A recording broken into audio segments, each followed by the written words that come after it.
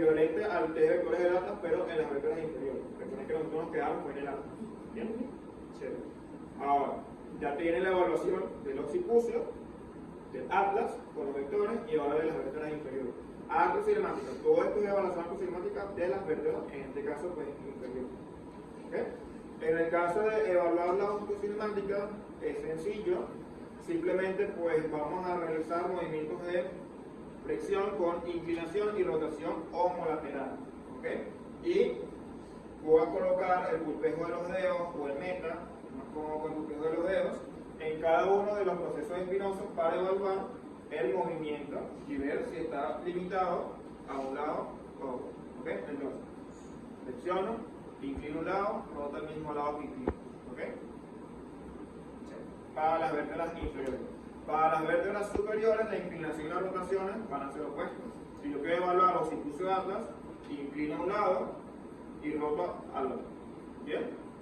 Ahí vamos a valorar entonces cómo está el movimiento y vemos si en el caso del atlas acá será una eliminación o en el caso de los occipucios. ¿Bien?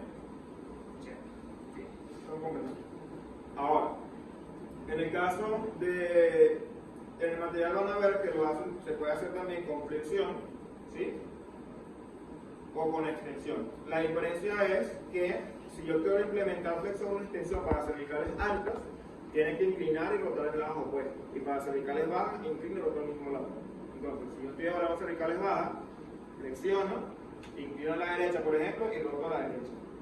¿Sí? Pero si yo quiero evaluar la movilidad en flexión de occipucio y atlas, flexiono, inclino a la derecha y roto a la izquierda. ¿Bien? Y veo que se fue veo hacia donde va más y hacia donde va menos. ¿Ok? Y así ahí un poquito de proceso. Sí. Lo podemos liberar. ¿Bien? ¿De qué vamos a estar pendientes? De hacia dónde va más y hacia dónde va menos. Si va más a la rotación derecha, ese es el esquema facilitado. Y si va a la izquierda menos, ese es el esquema que está disfuncional. ¿Cuál es la lesión? Donde está facilitado. Pero si va más a rotación derecha, está en rotación derecha, tengo que rotar a la izquierda. ¿Bien? ¿Bien? Esto lo puedes hacer antes y luego de esto haces lo de los vectores para tú saber exactamente si el problema es del occipucio o si es del atlas. ¿Bien? Sí. Ok. Puedo pasar a ATM. Bien. En el caso de la ATM, importantísimo que sepan. ¿Me pasas por favor la ajá. Acá es importante. Si saben el tipo de articulación que es, no sé cuánto que lo descarguemos. Lo que yo necesito que sepan es que en la apertura el cóndilo desliza hacia anterior y en cierre desliza posterior. ¿Okay? Y los movimientos de apertura y cierre están relacionados con el movimiento cervical. Eso yo lo toqué la semana antepasada, pero lo repito. En el caso de que tú hagas cierre, el cierre va a estar relacionado con la flexión, ¿okay? Craneal alta, y la apertura con la extensión. ¿Okay? Entonces, ¿qué sucede? Si tú tienes, por ejemplo, un cambio posicional, postural, ¿no?, de la cervical alta, eso va a incidir sobre la ATM y a su vez va a incidir sobre la misma cervical alta y sobre las cervicales bajas. ¿Okay? Es lo que Rocabado nos menciona como el triángulo cérvico-craneomandibular. ¿Okay? Entonces, básicamente, si yo tengo un problema de ATM, tengo que revisar atlas, tengo que revisar occipucio, tengo que revisar cervicales bajas. ¿Por qué? Porque imagínate que yo tengo una anterioridad, ¿okay? Así. Al yo tener una anterioridad, dijimos que la anterioridad va a condicionar una apertura. Entonces, si yo ando así, mi ATM va a hacer una apertura. Y yo, obviamente, para no andar por la vida, quedando mosca con la boca abierta, mi cerebro se adapta y va a cambiar el tono postural de los maceteros. ¿Qué hacen los maceteros? Ellos hacen cierre. Entonces, si yo ando así, el cerebro va a decir, bueno, mira, macetero, que es un músculo tónico y postural, cierra, para que este cagamosca, pues, no ande con la boca abierta. ¿Okay? En línea general. Entonces, eso va a generar un acortamiento adaptativo del macetero. ¿Cuántos pacientes no han visto, y si no lo han visto, chequenlo, cuántos pacientes cervical no tienen esos maceteros que parecen cemento? ¿Okay? Por eso mismo, porque es músculo tónico. Entonces siempre hay que liberar el macetero, así sea con la maniobra miofascial. Yo le voy a explicar maniobras miofaciales, pero intrabucales. ¿Okay? Y básicamente, pues, hay que liberarlo, ¿sí? Siempre, siempre. Porque si es una, por ejemplo, si tú tienes una anterioridad ya vimos que entonces va a condicionar la apertura y se va a adaptar y se va a cerrar la boca.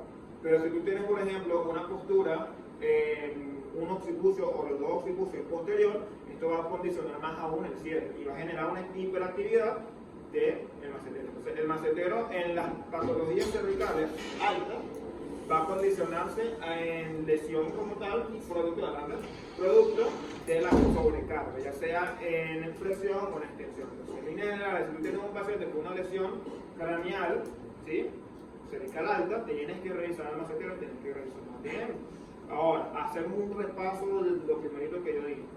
¿Se acuerdan cuando hacíamos lo de la vertical de Barré, lo de determinación del sistema recto cruzado? Ojo, eso se lo tienen que saber en una, eso es lo que van a hacer siempre el primer día de consulta con el paciente, ¿ok? Salvo que de repente vengan con una patología posterior. En este caso, recordemos que cuando nos daba una lesión descendente, ¿qué era lo que teníamos que evaluar? Cervical, ATM, ¿sí? Entonces, si nos da, por ejemplo, descendente y unas líneas convergentes, ¿se acuerdan de eso? Que sugería una línea convergente, podemos cruzarla o podarla, ¿verdad? Si tenemos un paciente con una línea convergente, sí o sí tenemos que evaluarlo entonces ATM, sobre todo si me da descendente. Al darme descendente, ¿qué es lo que luego voy a pedir? Pues la evaluación que vamos a hacer ahorita, que es una evaluación súper fácil, pedimos movimientos activos y luego hacemos movimientos de posibilidad. ¿Bien? En el caso de los movimientos activos, ¿cuáles son? Pues pedir la apertura, pedir el cierre, pedir las lateralizaciones y anteclusión y retroclusión. Si quieres no la haciendo boca, a la boca, que vamos a ver la continuidad del movimiento. Si él al abrir hace estos movimientos, eso no es normal, ¿ok? Si él al cerrar igualmente, o si hay percepción de dolor, si hay chasquido. De hecho, al momento de hacer los movimientos activos, nosotros podemos colocar nuestras manos justamente a nivel, ya sea por vía externa o por vía interna, ¿bien? A nivel de los cóncavos, ¿bien? Pues yo recomiendo que coloquen los dos dedos así. Si pues no les da asco ni nada, no es que no tengan asco, pero yo con los pacientes todos los voy. ¿Contra los dedos? Sí. Por temas, pues no todos los pacientes pues, van a ser los más higiénicos del mundo, entonces para evitar colocarme guantes, porque el paciente puede que se sienta raro o se sienta incómodo a su vez, yo prefiero por vía externa, simplemente coloco los dedos acá y ahí le pido los movimientos. Entonces, dame apertura, por favor. Cierro ahora. Bien. Hazme ahora lateralización. Bien. Ok. Chévere. Ahora anteclusión y retroclusión. Bien. Si el paciente te dice, mira, me duele, o tú percibes chasquido, como en mi caso hubo un par de chasquidos allí en el lado derecho sobre todo, ahí es donde hacíamos lo de test de Miserman, que era el de los algodones, y hacíamos también lo de la determinación del sistema recto cruzado. ¿Okay? Para nosotros saber que el problema en efecto de él es de la ATM. Si el paciente tiene problema de la ATM, entonces ya ahí yo tengo que evaluar más exhaustivamente, ¿sí? Entonces, ¿cuáles son las pruebas? Una de las primeras pruebas activas, de aparte de las que ya les pedimos, es la apertura máxima. La apertura máxima, ¿okay?, se la vamos a pedir con 3 dedos, colocarlo sobre la boca, o sea, abre y coloca los 3 dedos. ¿Bien?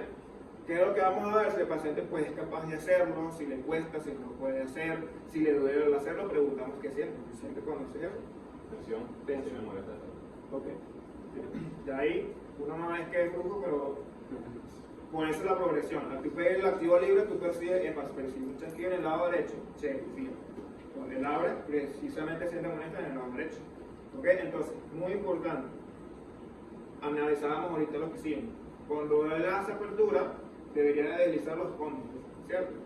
Entonces, normalmente la anatomía básica de la que necesito que se sepan de la ATM es que la ATM tiene un menisco. ¿Ustedes sabían que tiene un menisco? El menisco, bien, es a ver, pues lesionado en compresión.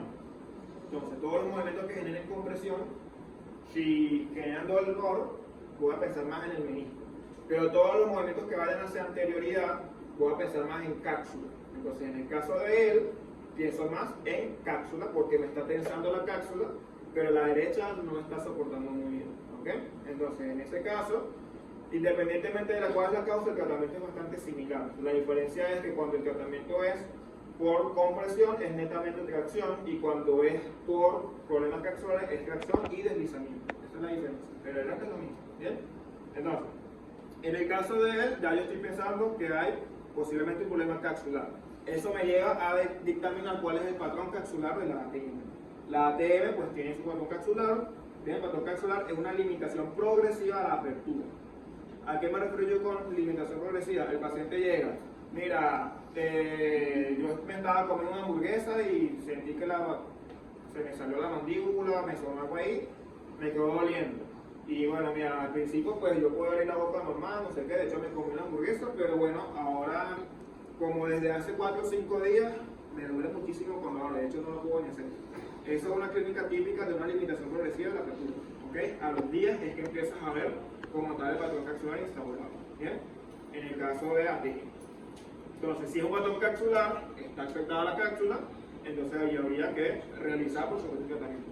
O pueden haber casos donde ya sean crónicos, que posiblemente puede que sea el caso de él, ¿bien?